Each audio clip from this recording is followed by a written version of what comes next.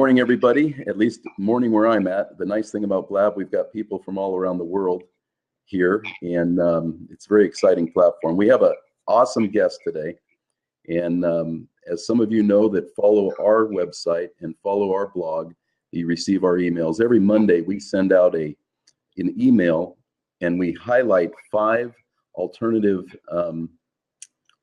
medicine, alternative concepts type websites, people that are in the alternative realm of medical, I should say alternative ways to better health, something that complements modern Western medical medicine, but at the same time, we like to do things natural and alternative and help our bodies heal themselves without using the synthetic drugs and whatnot. And it just so happened that about 3 or 4 weeks ago, our team picked Barbara's site as one of the sites to highlight. And when I review the sites every week and make sure that they're good for our people, and Barbara just popped out at me, and it's like Teresa and I looked at it and said, we want to get Barbara on our Blab. I think she'd be a great guest. And if you go to her website, and we'll post her website, and we'll get to that in a minute. You're just going to have a wealth of information there. Just awesome researcher, awesome ideas on health and nutrition. And so let me introduce you to her.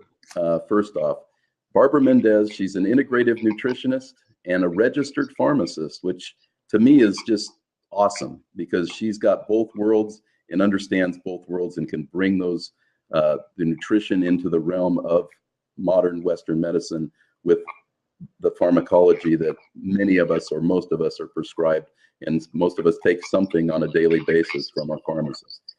She specializes in functional nutrition, emotional eating habits, and the science of how food, medicine, and supplements affect happiness and well-being. And to me, that is so exciting because that covers all of us. And so Barbara, without further ado, I'm going to turn the time over to you just for a minute, and just we're going to ask questions and stuff. But I want you to give us a little of your history. How did you come about? What prompted you to even become a pharmacist in the first place? And then, if you can go to that step and then go a step further, and what took you out of that to go back to college and get your master's degree in nutritional science? I mean, that to me is fascinating, and I want to know, and I know our people want to know and understand how that came about. Well, first, thanks for inviting me and for that great intro. Actually, pharmacy was an afterthought. I actually wanted to be a writer, and then at the last minute, I thought, you know what? I think I need security, so I'm going to go to pharmacy school. and I hated it. I actually hated pharmacy school. And then when I practiced pharmacy, I didn't like pharmacy, but I happened to get a job in a holistic pharmacy pretty much straight out of school. So in this pharmacy setting that I worked, it specialized in alternative medicine, even though I was the pharmacist there and I filled real prescriptions, like, legit, regular prescriptions. But in this environment, I spent 10 years there. The pharmacy is now closed, but it was called Hickey Chemist. I spent 10 years learning, seeing the difference. It was a really excellent experience that really illustrated the differences between people who manage their health through pharmaceuticals and people who manage their health through alternative habits and supplements and things of that nature. And what I saw was people who manage, so essentially when you go to a doctor and you have a problem and he gives you a prescription, he's silently saying, just do this, just take this pill. And what that does then to the patient is it kind of absolves them of responsibility to some degree. They just think, well, I'll just take this prescription and then I don't have to do anything. I just have to take this pill. And what I saw was over the period of time was that people kept taking more and more pills because they weren't involved in their care. They were totally removed from how they were feeling and they weren't participating in their own well-being. So over time, they would gain more and more weight. Their eating habits were never addressed. They would keep taking more and more prescription medications. But in this pharmacy setting, I also had the opportunity to see people, the vast majority of people who were coming in and managing their health through changes of diet, supplements, alternative therapies. And at that time, this is 1990, 91, this is before Andrew Weil was a huge deal. This is before all these doctors were big mainstream doctors, and they would come into the pharmacy so that I would, had the opportunity to speak to these people. And in that, so on top of the fact that I hated being a pharmacist, and I just thought, I can't stand here for the rest of my life counting pills and putting them in a jar. Like, I just can't do this. Was also experiencing this really amazing, just like watching this great experiment, like to see how people were managing their health. And I thought, that's what I want to do. I want to help people on the ground level. Because when you take care of your health, when you change your diet, when you take supplements, when you put in the time, you're much more invested in the process, and the results are much, much better. So I went back to school and I got my master's, which didn't bring me any closer to my writing career that I dreamed of, but it did allow me to leave pharmacy, start my practice. And because of my pharmacy degree, which I'm eternally grateful for, I'm actually a much better nutritionist because I have a better understanding of what's happening in people's bodies. I get a lot of respect from doctors, so I'm involved in the process instead of somebody that's completely disregarded because I'm only a nutritionist. And it's been a really great combination of two careers, and it's allowed me to do work for myself, which is great. And I do write now, so it's been nice. Yeah. Awesome. Yeah, it's one of the things that I noticed about your website. You put out some great writings, some great articles. You have some wonderful videos, and maybe if we can get Teresa to put up a link to your website so that people can see that, and we'll do that later on too. We'll do that again, but we want people to know where they can get you. Now, you're in New York City, is that right? I am. It's a rainy day in New York City. Nice. Did you grow up in New York, or I did. Yeah. I grew up in Long Island, and then I finished pharmacy school, and I moved to Manhattan, and then I got married and moved to Astoria, and then I got divorced and moved to Jackson Heights. So I've always been in this area, yeah. But you stayed in the New York area the whole time. Yeah. That's awesome. Yeah, my family. Okay, great. So so now we're at the point where we understand where you're at today. So tell us about what your practice is and what you do with people and how you help people that may be dealing with a lot of different issues. And in our particular area, we specialize in immune health, and we try and help people understand that immunity and their own immunity is the only way they're going to really truly heal themselves of any disease, whether it be cancer, HIV, high blood pressure, any disease that are affected. Their immune system is the only way that they're truly going to heal themselves. No amount of synthetic drugs to treat a cause or a symptom is going to cure them of their disease. The only way they can do that is through their own body and through their own immunity. And I believe, and I think it's backed by science, and I think you can back it up, that starts with proper nutrition. So with that, how do you take people like me? If I came to you and said, hey, I've got high blood pressure, I'm overweight, typical things that I face. I used to have asthma. So how do you do that? Where do you walk us through? How do you start that process? So first of all, despite the fact that people are coming to see me and they want help, they don't necessarily want to be told what to do. Right. So it's an emotional dance for a lot of people, and therefore the conversation has to be approached in such a way that empowers people to want to change for themselves. So I don't tell people what to do, unlike a lot of any healthcare practitioner is going to tell you what to do when you go to them for information. I educate my patients. So the first appointment is actually very long. It's about 2 hours, and we go through a tremendous amount of history from eating habits and lifestyle habits. We'll go over blood work, and they'll tell me what their goals are. Then based on the overview that is created from amassing that information, I start to explain to them what happens to them when they eat X, Y, and Z, when they start their day by skipping breakfast as an example and just fueling on coffee, or when they start their day with a bagel or a scone, and why they might have a hard time, even though they're reducing calories, they may still struggle with weight gain, and why their immune system keeps failing them. Like, I explain to them what's happening, how the foods they're eating contributes to that, and then I basically put it back to them, like, so what are you prepared to do based on this information? Like, I just laid out a lot of changes that need to be made. Understandably, you can't make them all in 24 hours because that's not sustainable. So give me a couple that you're willing to start with today.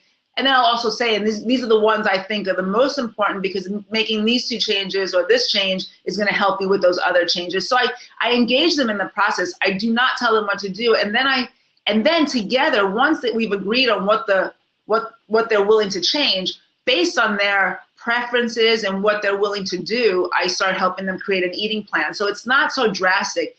You're not going to get somebody that eats takeout or crap food or junk food, and then have them eating, shiitake mushrooms and salads and green juices. That's not going to happen. So you got to take them where they are, and then take them to the next step. Always educating them, always encouraging them and pushing them, but not to the point where they're going to push back and rebel. So it's a collaborative effort. And unlike a lot of nutritionists, I don't see my patients once a week. I try to see them every other week initially, and then I try to space it out. So again, I give them information to empower them so they can make their own choices, and then they come in for more information. So about, every other week to once a month, and then as they improve, we stretch it out. So it's just more of a, it's a more organic and realistic process as far as I'm concerned. And my retention rate is high, which speaks to the, that process being effective. And my compliance rate is really high in a field that is littered with failure. You know what I mean? Nutrition is hard to do because food tastes so good, but my clients have an easier time making these changes because they're not told not to do it. They're told, well, what are you willing to do? And therefore they make the choice themselves, Sure. So that's how it starts, So tell me, in your background and your history and what you've learned about nutrition, because we hear so many conflicting things. In fact, we were talking about this with our team the other day. Vegetarian versus paleo. We have all these different diets out there. Ketogenic diet, I know, is a popular diet right now. Or ketogenic, I might be pronouncing it right or wrong, for people with cancer, finding it very beneficial. What is your take on all these different types of nutrition, and how do you determine what is best for your patients, or do you subscribe to one theory or another? I don't subscribe to any particular diet. Because neither diet is the absolute truth, right? So a ketogenic diet will starve cancer cells because there's no sugar in there. So therefore there's nothing that the cancer cells can feed off of. But if you keep eating a high protein, high fat diet, you're going to trash your kidneys. And then that's going to have secondary effects that could affect your heart. So that's not necessarily, in my opinion, the way to go. And many people who follow these like paleo diets and ketogenic diets, even though it's not supposed to theoretically raise your cholesterol, many people do find an elevated cholesterol as a result of some of these diets. Some people, not everybody. Some people do really well with them, A totally vegan diets, for many people, to have a healthy, sustainable vegan diet has to be a very thoughtful process. You have to make sure that you're not getting the bulk of your calories from easy vegan options like bread and pasta, because the refined nature of those foods isn't good for you. So it has to be a really thoughtful process of making sure you have plenty of vegetables and some beans, and you have to really engage it. So that might not be realistic for some people, but it's obvious, and I think everybody would agree with this, that a plant-based diet, a mostly plant-based diet or a predominantly plant-based diet, is the way to get maximum nutrition out of your foods. You're going to get vitamins, minerals, antioxidants, and enzymes in those foods that you're simply not going to get anywhere else. So you want to really make the goal to be as much of that, of those natural foods, vegetables, and some fruit, depending on the situation, to be like the cornerstone of the diet. And then the other things to be just to kind of be like secondary or tertiary acts on your plate, you know what I mean? So just a little bit of protein and maybe a little bit of sweet potato or whatever it is if you need a starch. So not any one particular diet, just really strive for more plant-based foods, and then use the other foods as complements. The main thing is cutting out the junk food. I was going to say it. I was going to swear, but then I caught myself. No, that's okay. Actually, that's all legal and it's all fine on this show. That's whatever you feel or want to say, we want to hear. So that's an interesting concept, and the other thing that I'm hearing about, and you probably know much more than I do about it, but I'm hearing now that they have testings that you can go through, that I can get that certain foods work better for me than, say, my wife, something that might work for her, or a program. What do you know, or what do you know, or have you gotten involved in any of these testings, or are they too premature at this point? I've not gotten involved. I have some colleagues who are very involved in that, and that basically eventually they'll be able to prescribe a very specific diet for you that will be helpful in managing and preventing disease. I don't know a tremendous amount about it. I know that it's starting to become a very popular movement or healing modality. And I would say that's going to be very exciting to see, hugely exciting to see when it does happen. You know, right now, I don't know enough about it to really speak to it, but I do know it's on the rise for sure. Yeah, I've just, because of what we do at Alternative Health Concepts, and by the way, I didn't introduce myself. I'm the president of Alternative Health Concepts, and our website is all geared toward just that, alternative ways to heal yourself. And so we do a lot of research and do a lot of studies and looking into things like this, what are on the horizon. And that's one of the big things I'm starting to hear a lot about, starting to read articles about, is this whole testing, finding out what genotype my body is and what kind of foods will react better with or best with my body. That's why I asked. So I'm sure we'll get back together again, and maybe we can collaborate on that, maybe work together and see what may become of that, because it sounds exciting to me to understand that we're not all the same. In fact, we're all individuals, but yet we're all connected together. We're all in this together, no matter where we are in the world. And you look at all the different civilizations and different diets around the world, some work very well. The one thing that we know, that our sad diet, standard American diet here in the States, doesn't work. It trashes our body. It ruins our cells. It damages our genes. It ruins our telomeres and all different kinds of things that it does nothing but harm us. We've got to get off. So with that, is there one thing that you would say, if you had to cut out one food today, what would you recommend? Sugar. Okay. Yeah. I mean, there's nothing good about sugar. I mean, look, I don't need sugar. Sugar's not my craving. It's not my thing. But when once in a while, you know, like anybody, I'll have something. And every time I have it, I just go, oh, okay, now I get why it's so hard to give up. Because, you know, it's delicious, right? We like these things, and they have an immediate effect on our mood and our mind. But there's absolutely nothing good in it. It's going to wreck your mood, wreck your mind, wreck your body, wreck your immune system. Once you start eating sugar, it's very hard to rein in your cravings. It's across the board. It's like I call it the entry drug to other addictions. I mean, it really is just there's nothing good about it, although I recognize that it tastes good, and that's a huge appeal. A lot of people think that they get energy from it. They don't, because they get that immediate burst of energy. But of course, it's like shortly after that, they're sleepy and they crash, you know. So yeah. It's a terrible food. What's interesting about what you said before about the standard American diet, I can't tell you how many people I work with who are suffering from serious illness like cancer or whatever, and the doctor says, "Oh, just eat whatever you want. Diet has no." Yep. I mean, these are patients that have doctors at Memorial Sloan Kettering. That's considered to be one of the top hospitals for cancer treatment. The doctors just say to them, eat whatever you want. Don't restrict yourself. Just don't eat lots of antioxidants and like green juices, because that could work against your chemotherapy. But eat all the ice cream you want, you know? And it's like, even if you don't buy that nutrition is that helpful, how can you possibly recommend anything that's going to be harmful to the body, that would strip the body of nutrients, you know? So it's really interesting that even mainstream medicine doesn't really give nutrition a lot of credence whatsoever. Right. We have a question over here from Travis. It says, have you read Good Calories, Bad Calories? I'm not sure what that is. I haven't personally, Travis. I don't know. I'm assuming that's a book. Yeah, I've not read it, but if I had to guess what that's about, it's about how, is Travis coming on? No, I just posted his little question. You know, we're told to stay under a certain amount of calories a day. So for example, let's take Weight Watchers, which is a very popular and for many people helpful organization for weight loss.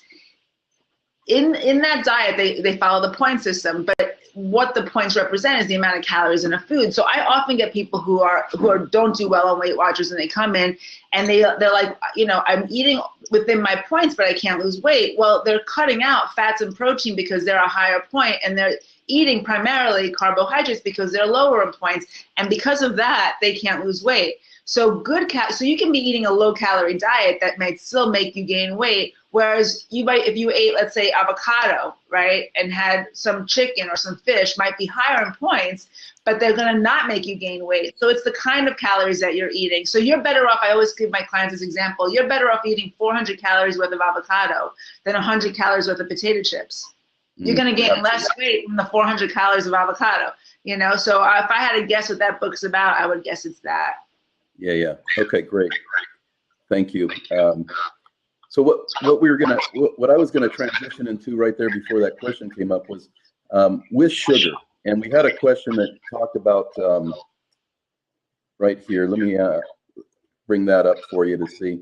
Is fruits with sugar good or bad? Now, I've heard a lot of different and actually some conflicting things. Because of where we're at, we do a lot of research and study into helping people fight cancer and get your immune system. And I've heard many alternative integrative medical doctors and scientists say you should eliminate sugar or fruits, put them down very low on the totem pole. Don't eat very many. In fact, one doctor said none at all. Another doctor that I've followed talks about, you know, an apple a day. If it's a green apple, isn't too bad, but limit the carrots and all that kind of stuff. And then I just heard recently, actually last week, about a doctor that was talking about the genetic makeup of sugar and the way that it interacts with cancer, that fruit is not bad for that. So I don't know how much, I know you know a lot more than I know about it. My feeling is I try and limit the sugar even in the fruits, but not too much on the fresh organic fruits. And I think that's another thing. Don't eat GMO fruit, eat organic fruit if you're going to eat it. I think that helps. I'm not sure. What's your take?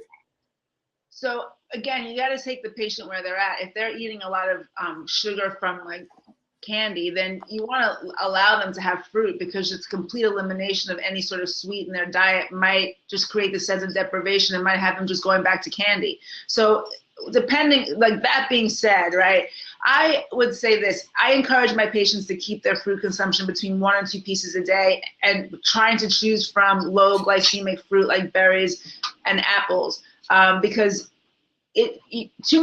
more than 2 pieces, especially of sugary fruit a day, can increase your triglycerides, can have can destabilize your blood sugar, can absolutely, if you have insulin resistance or you're on the cusp of insulin resistance, can bring you over that cusp and turn you into a diabetic if you eat too many pieces of fruit. I once had a client who was eating 10 apples a day.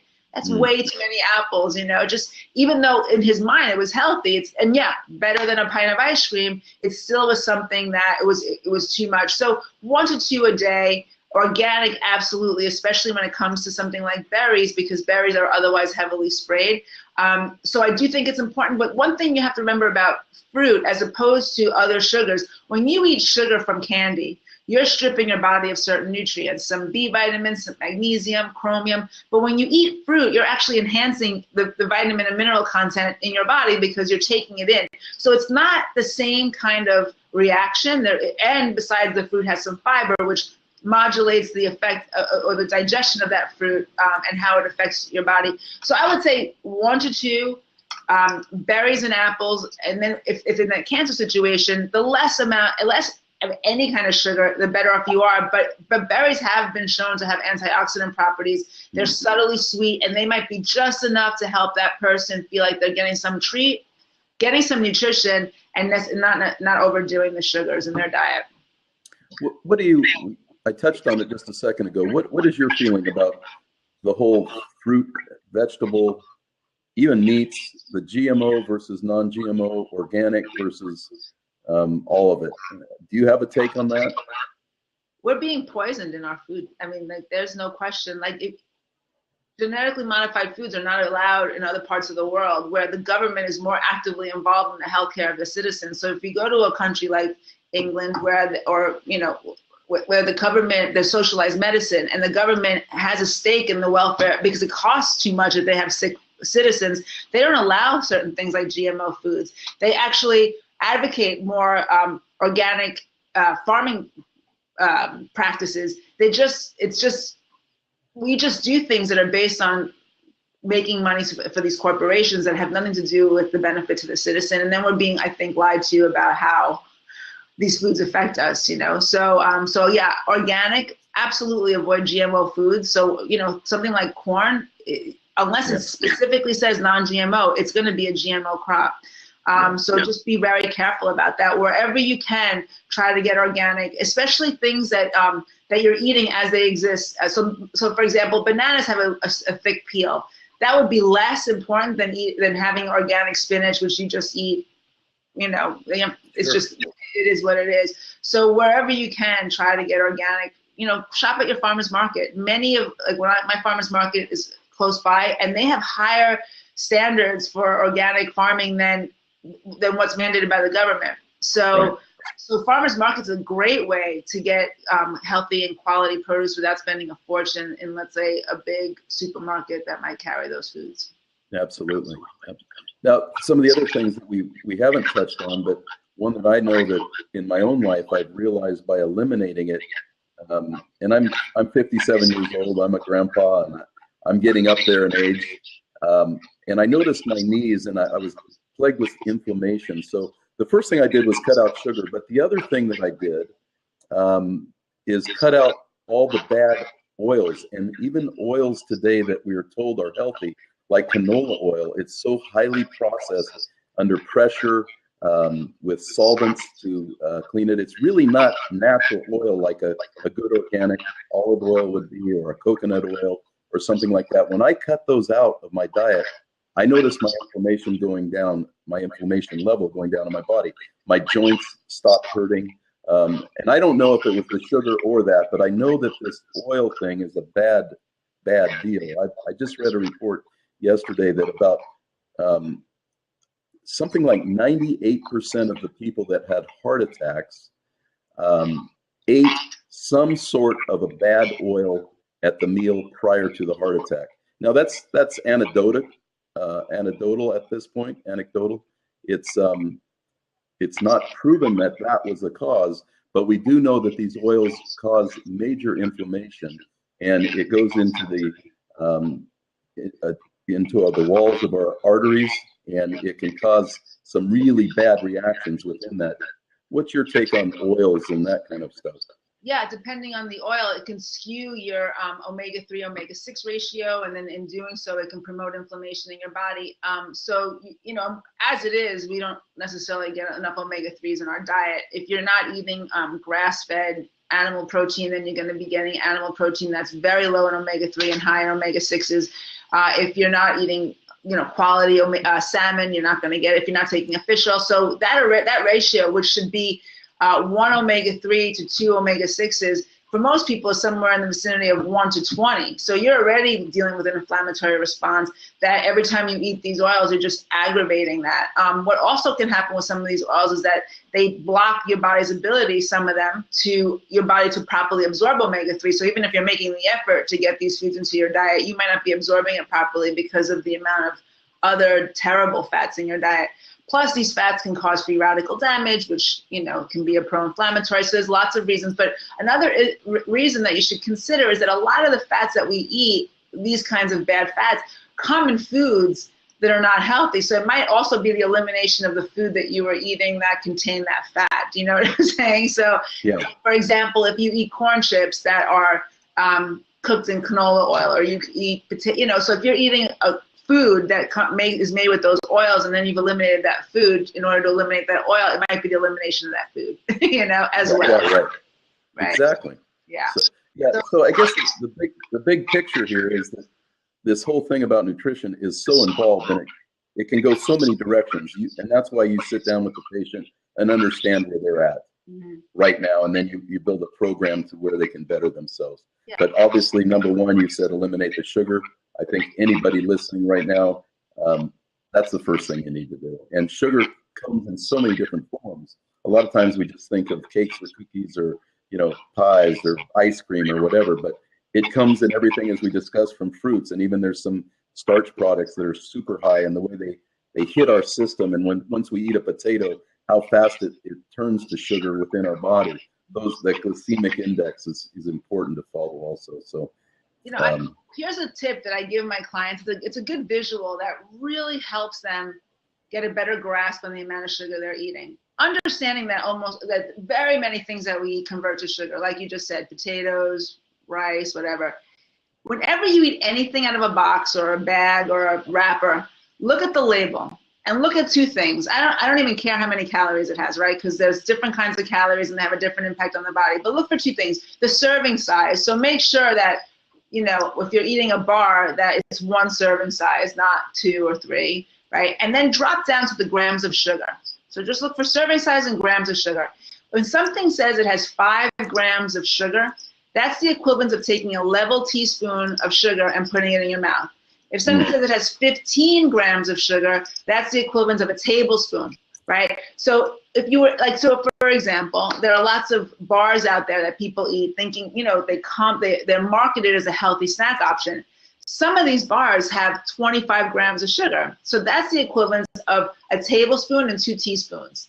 Yeah. And if you were to measure that out and put it on a plate and look at that, would you actually eat it? So this is something I do with kids a lot, because kids can't wrap their brain around the idea of what they're eating. If, you know, that some far off day they might be sick, you know, or that might have a detrimental effect. But kids are curious, so I'll have them measure it out and do it. And then when they look at that, you know, they're like, okay, well, that I see it in a different way now. So that they're able to not have it because they can visualize it as sugar, not as this really nice wrapper of this delicious food that I love so much. So that's that one tip. Just start looking at sugar grams, no matter where the sugar comes from. If it's date sugar, brown rice syrup, all these healthier options, it's still sugar. So look at the grams of sugar, and remember that fruit has sugar, potatoes convert to sugar, half the things that you're eating convert to sugar. So if something on that label is more than 5 grams of sugar, don't have it. Yeah, absolutely. It's just too much sugar, you know? You're going to be getting plenty in your diet. So that's a really great, if I can give you one tip like that you could just take out there in the world and use, that would be it. Great. We have several people in the audience now. If anybody would like to take a seat and ask our guest, Barbara, some questions, or myself, feel free. Just put over and type over in the comment section that you'd like to do that. We'd love to have you sit in for a minute. While we're talking about that, or waiting to see if anybody would like to come in, Barbara, talk about a little bit about aspartame and these artificial sugars, the stuff, you know, when I used to drink Coke and that, I used to always think as a fat guy that I should drink Diet Coke with, so I'd always have a Diet Coke. I don't drink that anymore. I got rid of all that a year or 2 ago. So I've been without soda. I don't even know what it tastes like anymore. But I have read, and the study showed, I believe, that in some cases, the artificial sweeteners that are using are more detrimental to our body than actual sugar that they were putting in. Now, I think with the exception of high fructose corn syrup, which is in all sodas, other than the diet ones, I'm not sure. But what is your take on that, and what do you feel about the artificial sweeteners that are out there? So I'll tell you what, Mike, we have a lot in common. I was born looking for diet tips. Like, I was born chubby. I was dieted all my life, and I drank diet soda constantly. I had a friend in pharmacy school who said to me, if I remember nothing else about you, I'll remember that you always had a can of diet soda in your hand. So I know what that addiction is like, and that the addiction to thinking that this thing is going to make me thin. But these artificial sweeteners are terrible for our weight because they do several things. The first thing is that they're overtly sweet. So they're 600 times sweeter than actual sugar. And every time you drink them, you are actually priming yourself. You're actually increasing your cravings for sugar because you're priming your brain to like want that incredibly sweet taste over and over and over again. So it actually increases cravings for sugar. The second thing is that as you have these every time you taste anything in your mouth, your body's expecting a certain amount of calories to follow what it's just tasted to metabolize that food. But if on a regular basis you're drinking something that is 600 times sweeter than sugar, but the calories don't follow, your body starts to get confused about what's happening, and it literally, after a while, starts to slow down your metabolism completely. So it literally slows down your metabolism while it's increasing your cravings. And recent studies are proving, you know, that it affects the body metabolically the same way sugar does. So people who drink artificial sweeteners have 5 pounds more belly fat than people who don't. So it's absolutely awful for your health. And then many of them have cancer causing elements or thyroid dysfunction issues. So there's nothing good about it. Here's my suggestion with that. If you're drinking coffee or tea and you're putting in tons of artificial sweetener, you're not looking for coffee. You're looking for something sweet. You're looking for a vehicle to deliver your sweetness. Hi, Dr. Danya. So So I asked him to just reduce. If you do 4 artificial sweeteners, go to 3, then go to 2. Like, start acclimating your taste buds to a more subtle sweetness. What you want these things to do is take the edge off of the bitterness, not heavy-handedly give you a shot of sugar or a shot of sweetness. And then as you get down to almost nothing, cut it out completely. See, you might not even want that beverage anymore at that point. You might even find that you don't need coffee. You know what I mean? Which would be a double bonus, you know. One thing I've done is I've switched to using stevia or stevia, I'm not sure, and I try to get an organic brand of that. That's helped me with that. Just sometimes I need that extra little taste, just that little sweetness. It's done it for me because I've tried to eliminate all sugar other than some fruits and vegetable sugar that I get. But your feeling on that, is that a good alternative for us? So stevia is better in that it's natural, but it still has that sweet quality that can prime your taste buds to want more sweetness. So I would say keep reducing it to like the smallest amount possible. You know, when I have any, like when I drink tea and I have almond milk in it, I don't put any sweetener in it. If I have coffee, which is not often, I'll put a little bit of grade B maple syrup, just like literally like a splash, less than a teaspoon, probably about half a teaspoon. And again, it just gives it a little bit of, it just softens that bitterness. And it's nice. It's just palatable, and it's not so sweet that it's making me want to drink that again. Do you know what I mean? Sometimes, like if sometimes I wake up at 3 or 4 in the morning and I have to get to the office and I have a whole day of clients. So those days make me nervous that my brain will just short out at some point. So I'll have a cup of coffee, and that's what I'll do. And it's just a tiny little bit, and it just does exactly what I need it to do. Wonderful. Dr. Danya, welcome. Hi. Great. How are you doing? Good. I heard you say you were, what, 50, 58 years old? 57. I'll be 57 next week. You're a baby. I'm 67, okay? There you go, 10 years older. Mm-hmm. How are you, Barbara? Doing great. How are you, Dr. Danya? I'm doing good. I have a question. Now, I'm a naturopathic doctor, okay? Great. But I have a question, okay? I went to the doctors the other day. I have my own doctor and everything as well, but I went to the doctors the other day, and I ultimately have arthritis in my neck and in my shoulder somehow. I'm getting old, so things are going to happen no matter what you do. But I was trying to figure out, and I said, you know what, I'm not going to do this. I'll just go to a couple of my friends who are naturopaths as well and get some things. I was just trying to figure out what I can do to put on or take for it, because I don't want to take, first of all, I can't take any of the acids because they make me bleed. So that's out. I can't take any of the over-counter medication because me for medication is like you're taking a regular drug. You know what I mean? I mean, it just drugs me up. I act simple. So what can I do you think? So you're in pain, obviously, then from it.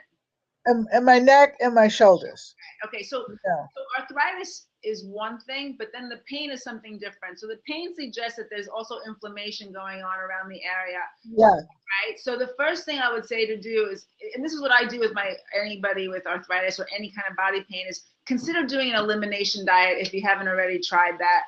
Sometimes eating certain foods that are pro-inflammatory can just aggravate that inflammation and make you feel the pain more acutely. So sugar being one, wheat and dairy being a few others, like those 3, I would try those 3 first to eliminate and see if you don't feel better from just doing an elimination diet first, some improvement. Yeah, I've done, I use like almond flour and other things. I and if I use wheat, it's wheat. I don't use anything but the raw sugars. I only use sugar in my coffee. I eat mostly fruit, so I'm pretty well good on that. This is what my doctor and I were both trying to figure out why, But like I said, the body's getting old. It's going to pick up things no matter what you do. So, Barbara, explain real quick what you mean by an elimination diet.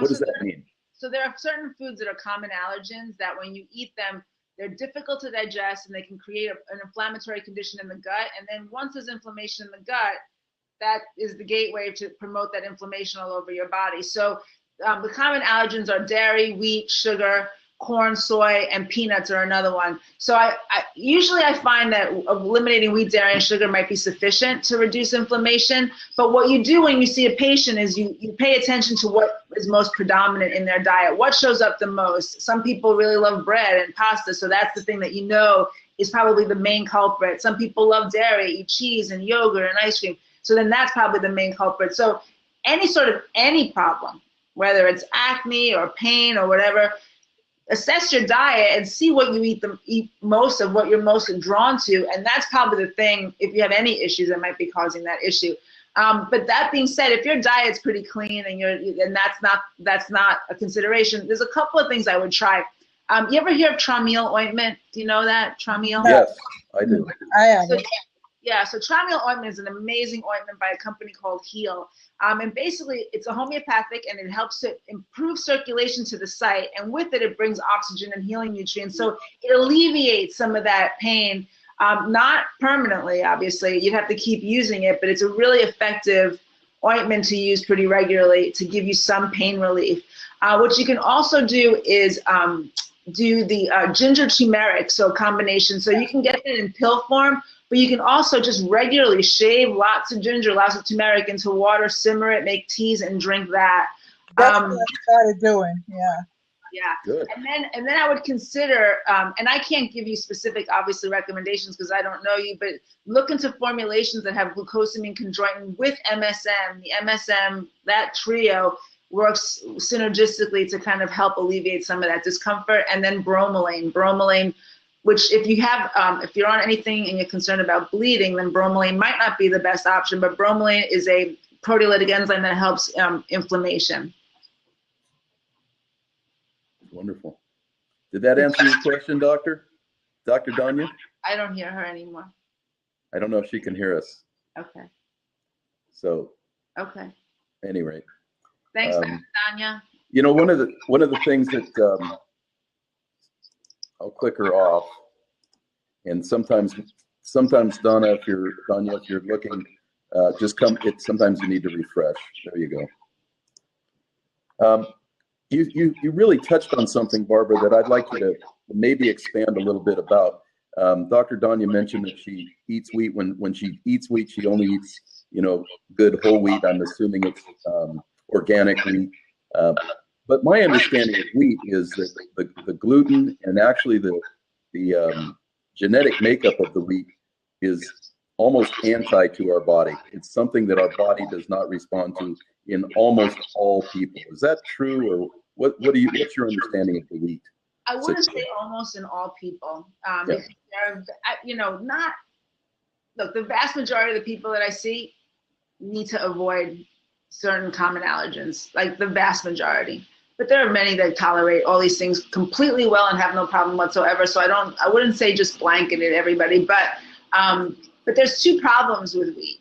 There's the disaccharide component, that when it's digested, by the time it hits the small intestine, that's one issue, the disaccharide component and how that's digested in the small intestine. And the second one is the gluten component.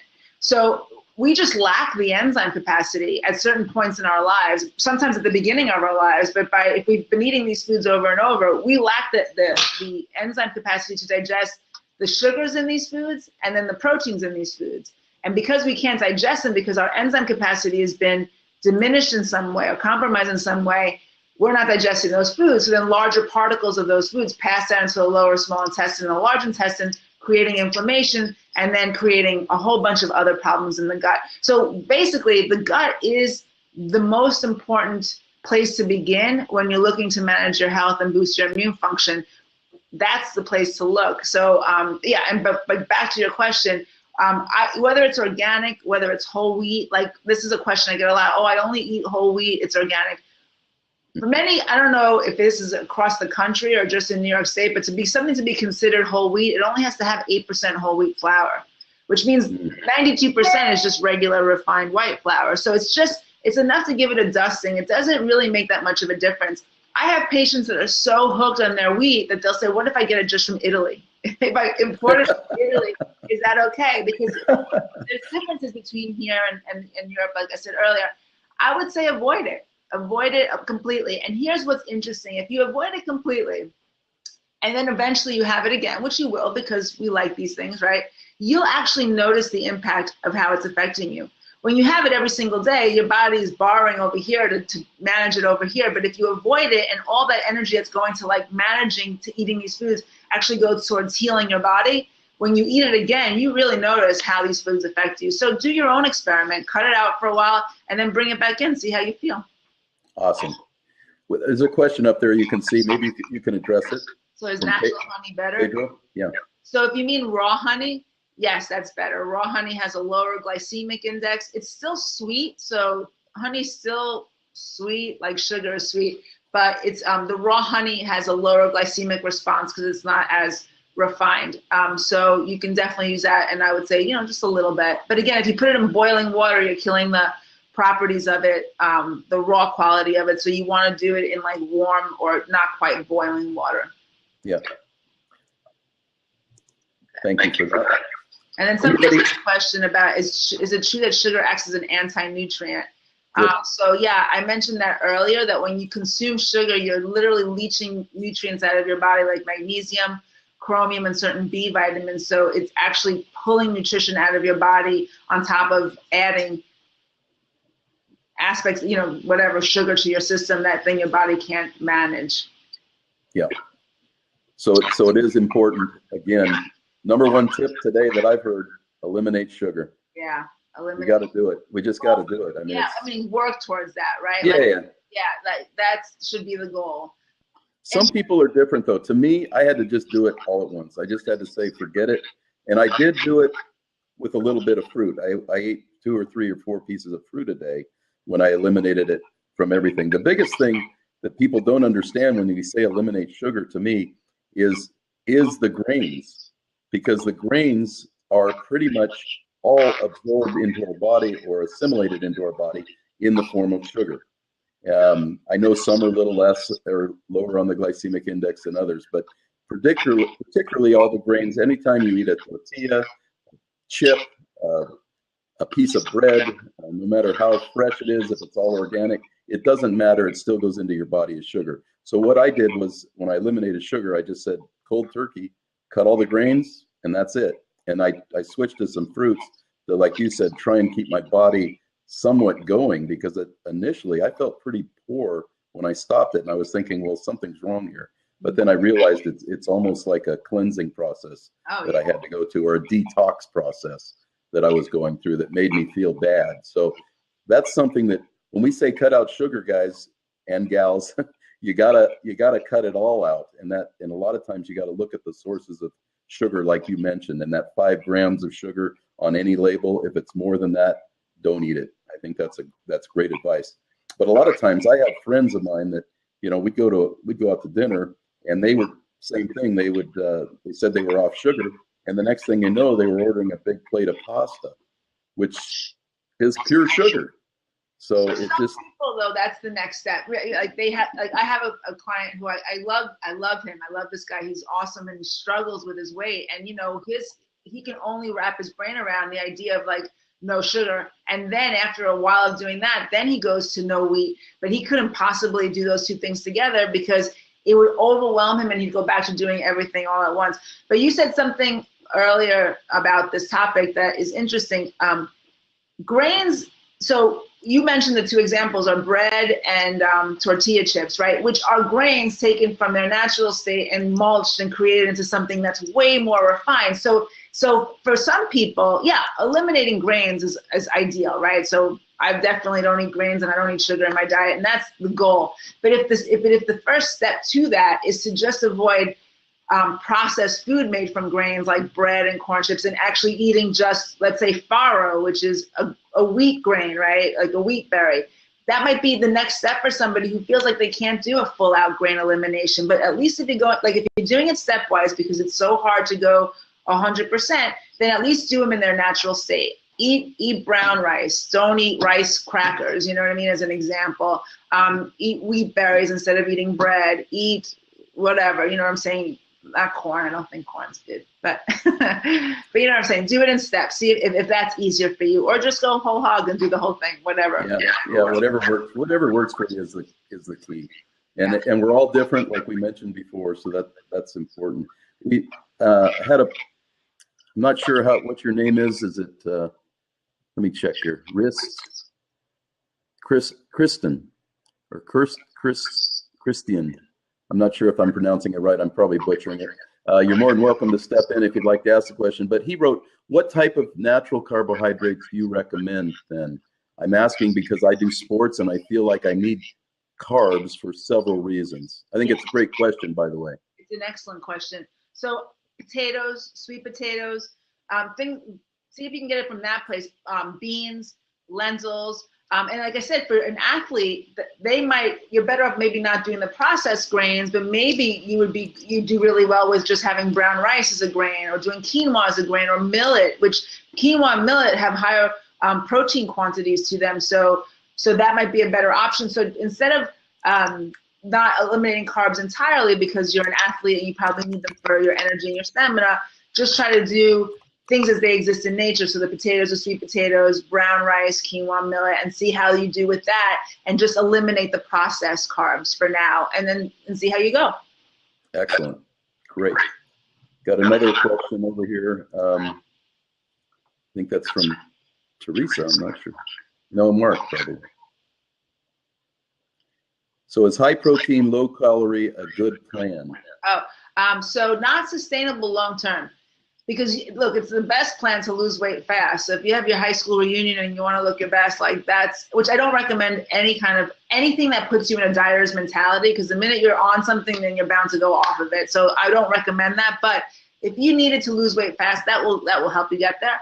But it's a sustainable long-term plan. It's terrible for you because too much protein, first of all, it can deplete nutrients in your body as well. At some point, your body starts to break down other muscle and that protein to make sugar to fuel your body. So if you just completely deprive yourself of all carbohydrates, that's not going to work long term either. And additionally, it kills your kidneys. And we don't value our kidneys, but let me tell you, you want to keep them in optimal working order for as long as possible, because kidney patients have struggled so much with their life, their health, and their diet. The diet becomes so narrow. So you want to adopt lots of vegetables. So let's say you wanted to lose weight and you wanted to do like a protein diet to lose weight. The way you want to approach it is lots of vegetables with some protein, and then eliminate the sugars and the grains. You know what I mean? But try to do vegetables and some protein rather than protein and fat with very little vegetables, So try to flip it, and that would be healthy if you were to do that. Great. I hope I answered the question. Well, I think you did. And you answered it for me. And I just a little side note to that, about 3 years ago, I went on one of these fad, super high protein, and it was a very, very restricted, low calorie diet also, but I lost a tremendous amount of weight in a short amount of time. Long story short, within the next 3 years, I gained it all back plus some. Yeah. Because once you go off any diet plan, you're doomed to gain it back. It's that yo-yo effect that we all go through. At least those of us that struggle with weight. And the bottom line for me, or I think anything that I take from this conversation today, is you got to get something that works for you, that's sustainable, that you can do on a daily basis for the rest of your life. And don't worry so much about the weight. I thought I could eat whatever I wanted since I was eating healthy. And I wasn't. I was continuing to gain some weight, and I was eating too much. Even though it was good food, I was still eating too much for my body. It's calories in, calories out. I don't know how true that is, but for me, it's true. So what I found is that I got an app on my phone now, and I count all my calories. I put in whatever food I'm eating, and it helps me keep track of how much I'm eating. And I'm losing weight very slowly. But the point is, it's a way that I can live comfortably the rest of my life. So with that, let me ask you one last question that I have on my mind. What do you think about cheat days? About what? Cheat days, does it set yourself up for failure? Like, hey, it's coming up the weekend, or here we got the holidays coming up. Can I take that day off and just go hog wild and blow it? It's a great question, but to go back a little bit to what you just said, the most important thing you can do is develop a lifestyle. Is develop like a sustainable lifestyle. So, and as part of a sustainable lifestyle, it's unrealistic to think that you will never again have certain foods. That's just not realistic. We're not robots. Unfortunately, you can't just program us to eat a certain way and then just, that's what we do for the rest of our lives. So everything you do has to be sustainable forever, right? So if you can sustain, putting that information in and holding yourself accountable forever, then that's the way for you to go, So that's my main thing, develop a lifestyle. So with regard to cheat days, I don't like cheat days because that means that whole day you can go crazy and undo everything you've worked all week so hard to do. What I'd rather people do is approach each situation. Like if you're going to a party and there's going to be things there that you enjoy. First of all, don't go hungry so that you have a little bit of an opportunity to put the brakes on things. And then assess what's happening there, assess the table. Load up on the things that are good for you. And then check out what's there that you really like, that you would love to have a little bit of without necessarily ruining the whole day, and then have a little bit of that. I'd rather you approach each situation as, mindfully as you can, allow yourself some outlets without necessarily having a cheat day that you can have whatever you want, because not only can you undo all those things, once you've turned your metabolism around because you've eaten too much sugar or refined food in a day, you're going to struggle the next couple of days reining that back in. So every Monday, it's like starting a new diet. And that's an awful way to live. You want to keep your metabolism steady and stable. You want to keep your blood sugars. If your blood sugar is off, you're going to crave and you're going to want to eat. So stabilizing your blood sugar is important. So having a little bit once in a while is okay. And I think it's important because you have to be able to enjoy yourself to some degree. But I would really assess what once in a while means. Like for me, once in a while is every few months. For some people, once in a while is 3 times a week. So, see what once in a while means to you, and then approach each situation as it goes. But I don't recommend cheat days. It's a really long answer to your question, but that's just going to set you up to have to refresh the process the day after that cheat day. No, that's a great answer. I love it because that's something I struggle with. I'm fat for a reason. I love food, but I'm also a stress eater. Yeah. And I've known that about myself, and that gets a lot of us in trouble.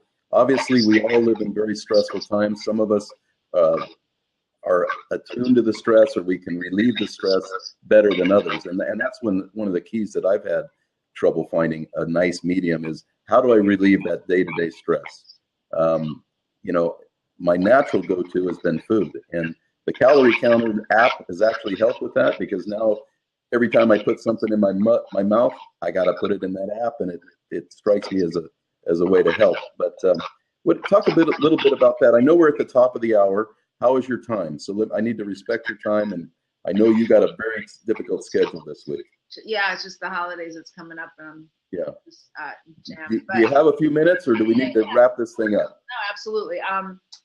Stress eating. So yeah, that's look, I always tell people if it weren't for emotional eating, none of us would struggle with our weight. Like if we only ate when we were hungry and we were done eating when we were full, we wouldn't have an obese country. It's really, so part of it is the food that we're eating and that the food that's being peddled to us.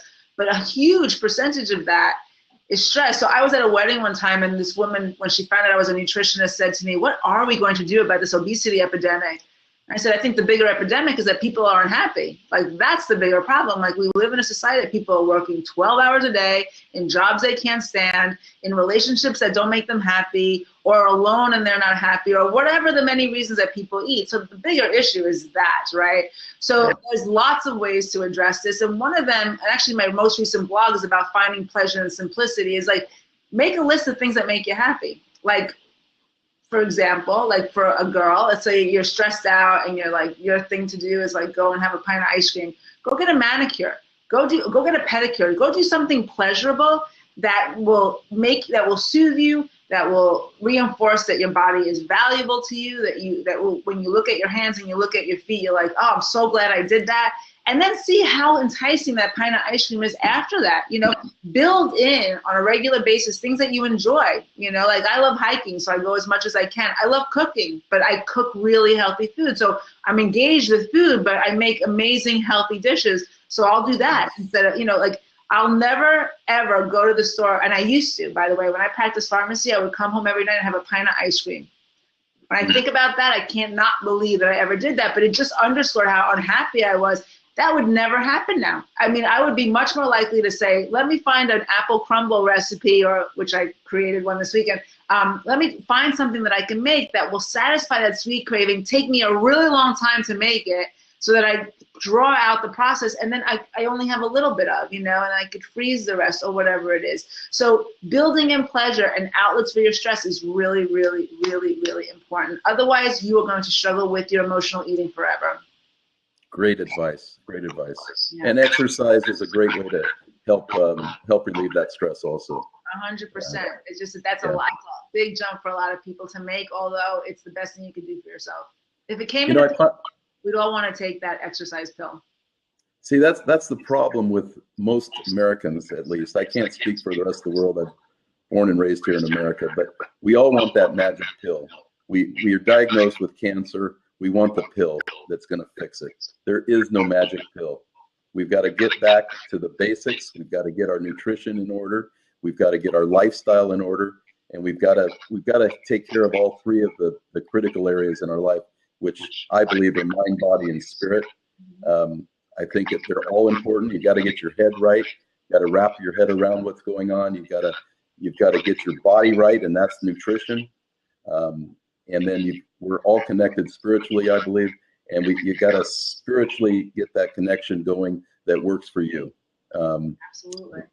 Somehow we're all connected to this universe through that, and we're all working it together, and that's why it's so important. That's one thing I have just found about this platform, Blab, that is so cool, because here we are, we've had a conversation for the last hour, and it's just been nothing about health and nutrition, but it's about how we're going to better humanity, how we can become better people. And we're sharing that with each other. I think it's just awesome. Yeah. We've got a few people come in. I know we need to wrap it up because we do need to respect your time. And I know you'd probably stay here longer, and I appreciate it. But I can promise you, if you've had a good time, we can do it. And when you start your own blabs, we'll come on your blabs. So I actually thought about it after we spoke the other day in prepping this, and then I thought, like I always do, I'm like, yeah, I'm gonna do that, and then I'm like, when are you gonna do that, Barbara? Like, when are you gonna find the time to do that? I get all gung ho, and then I'm like, I don't have time to do that, but it is a great platform. This is a lot of fun. Yeah, it is. It really is. It's just it's a lot of fun. But you said about the magic bullet. I mean, like the people are looking for that pill. That's why I left pharmacy, because that pill is not going to help you. It's going to. It's just going to fool you into thinking that something's being done, and all it's doing is creating more problems. It's creating a cascade of it. You can't shut a mechanism down over here to get a result in your body without creating a cascade effect that's going to affect your entire body. That's why there are side effects, So there is no magic pill. The magic pill is your own effort, and your own participation in your well-being. Yeah, I don't know. Was it Socrates who said, "Let your food be your medicine, and your medicine be your food"? We've known that for hundreds and hundreds of years, that's the basis that we all need to start at. And what we're talking about today is the most important thing we can do to get on that road to health. And you've got to get your nutrition straight away, because going to take a pharmaceutical that your doctor prescribes for a symptom, not for the underlying cause of your problem, is not going to fix you, as you just mentioned. So, Barbara, with that, I don't think there's any other questions we have right now.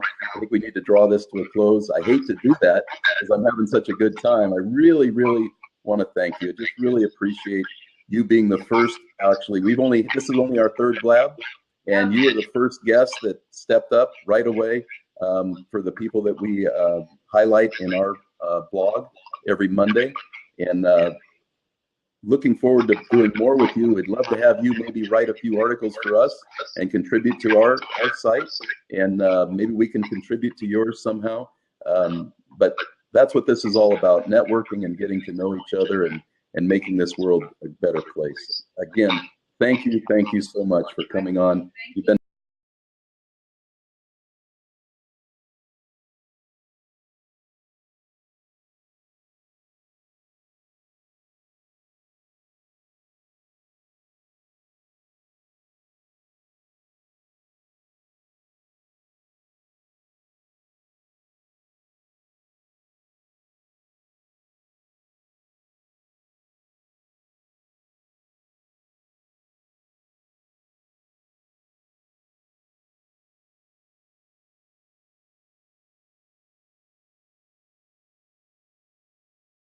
That's how many kudos you've gotten, Oh. or claps. Oh. You know, people clapping for you. Oh, So thank you. they're agreeing with what you're saying. So you're going off the charts right now. So Cool. Okay. Well, thank you. yeah. It's been so much fun. I'm happy to come on again, and maybe we could pick a specific topic next time and just. Awesome. Yeah. That'd be great. Just Thanks everybody really for listening and watching. This was so much fun. great. Thank you, Barbara. And I'm going to turn off the recording now, and we'll talk to you later.